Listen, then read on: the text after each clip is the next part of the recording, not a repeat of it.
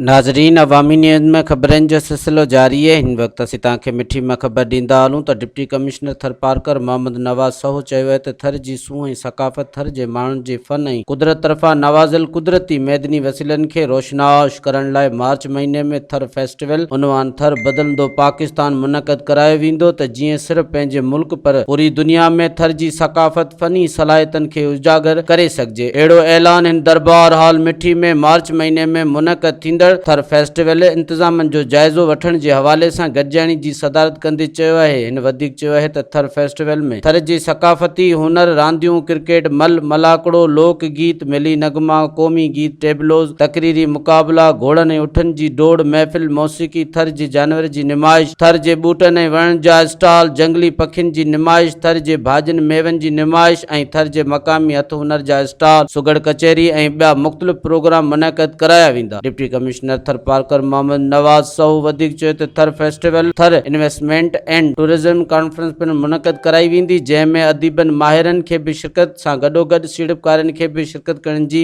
दावत ॾिनी वेंदी। हिन समूरनि لاڳاپيل खाते जे आफ़ीसरनि ते ज़ोर आणींदे चयो आहे त हू थर फैस्टिवल मुनक़द कराइण में पंहिंजो भरपूर ऐं फ़ाल किरदार अदा कनि, छाकाणि त थर असांजो पंहिंजो आहे ऐं थर जी तरक़ी सां थर जे माण्हुनि जी तरक़ी वाबस्ता आहे। मज़ीद खबरों और तफसीलात के लिए विजिट करें हमारी वेबसाइट www.awamiNewsHD.com।